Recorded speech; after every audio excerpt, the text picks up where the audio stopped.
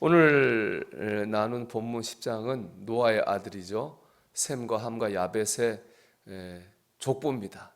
그래서 보면은 사람 이름이 쭉 나오고 우리에게 익숙하지 않은 지명이 쭉 나옵니다. 그래서 조금은 지루합니다. 그래서 이 읽기가 쉽지 않은 본문인데 이 지루한 말씀 속에 놀라운 하나님의 은혜가 있습니다. 그것은 하나님께서 저와 여러분을 사랑하시고 구원하신다는 겁니다. 10장에 나온 족보를 보면요, 모든 초점이 셈에게 맞춰져 있다고 하는 것을 볼 수 있습니다. 우리가 이제 1절 읽어봤지만은 순서가 그렇잖아요. 셈과 함과 야벳이다 이렇게 말하고 있잖아요. 셈이 제일 앞에 나오지 않습니까? 제일 중요하고 첫째 되는 아들이다 이렇게 볼 수 있습니다. 특히 10장 21절 보면 이렇게 되어 있는데 셈은 에벨 온 자손의 조상이요 그랬습니다. 이 에벨은 셈의 증손자입니다. 에벨의 할아버지 아버지가 셈인 거죠. 근데 에벨을 강하게 읽으면 헤벨이 됩니다.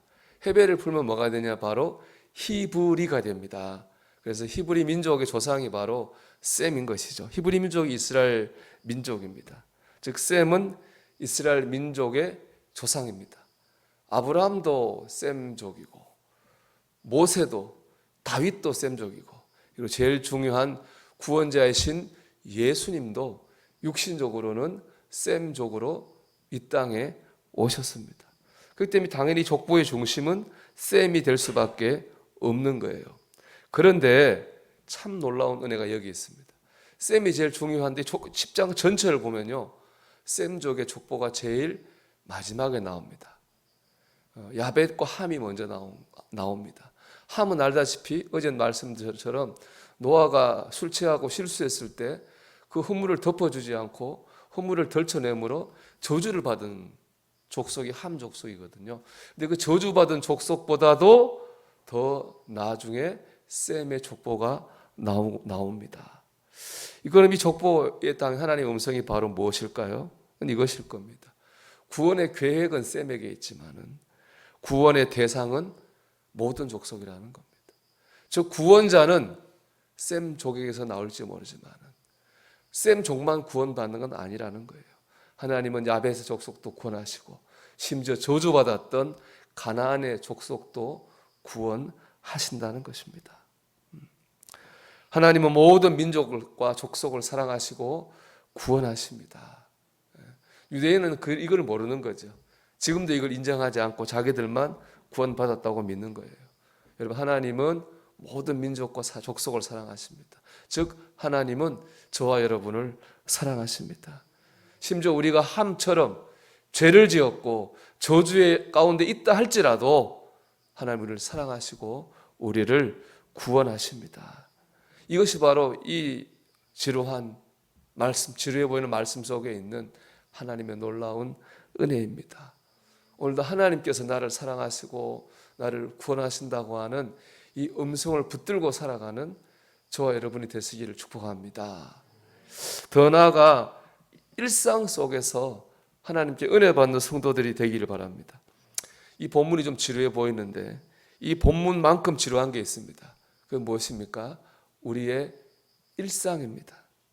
우리는 어제와 비슷한 시간에 일어나가지고 어제와 비슷한 밥을 먹고 어제와 거의 똑같은 차를 타고 또 같은 곳에 가서 일을 합니다.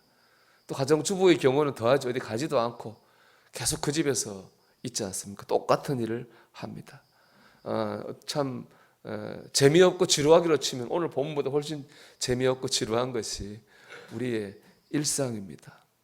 그런데 여러분, 지루해 보이는 말씀 속에 하나님의 놀라운 은혜가 있는 것처럼 우리의 평범한 일상 속에 하나님의 특별하고도 비범한 은혜가 있는 줄 믿습니다.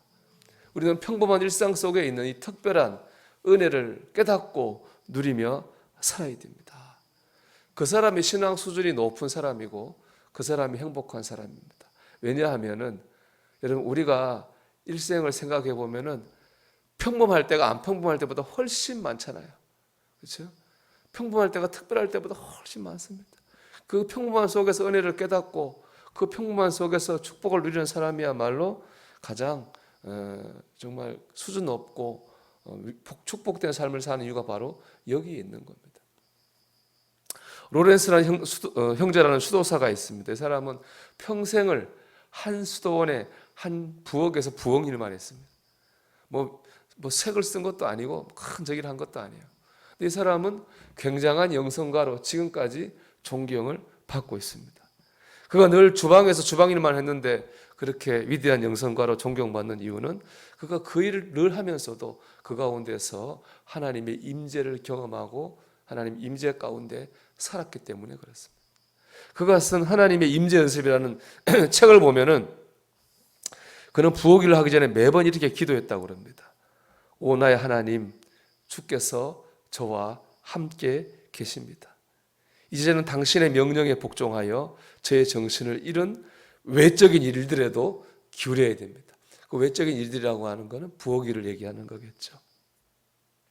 주님께 간청하오니 이제 저에게 은혜를 허락하사 계속하여 당신의 임재 속에 거하게 하옵소서. 그는 이 주방 부엌 일을 하면서도 이 일 가운데도 하나님 임재 가운데 거하며 하나님 은혜 가운데에 살고 일하게 해달라 그렇게 기도했습니다. 그 결과 그는 그 일을 하면서도 하나님의 임재 가운데 거하는 풍성한 삶을 살 수 있었습니다. 평범한 일상 속에서도 비범한 하나님의 은혜를 누리며 살 수 있었던 거죠. 여러분 오늘 평범한 일상 속에서 하나님의 특별한 은혜를 누리시기를 축복합니다. 기도하셔야 됩니다. 오늘 하루를 시작하기 전에 오늘 이 예배를 드리는 것처럼 직장에서 또 사업장에서 학교에서 우리 주어진 공간에서 하나님 오늘 하루 하나님 안에 거하게 하시고 하나님의 인도함을 받게 하시고 하나님의 영광을 드러내게 주옵소서. 우리 그렇게 기도하는 가운데에 오늘 한날을 오늘 일상이 하나님의 은혜로 충만한 하루가 되시기를 주님의 이름으로 축원합니다.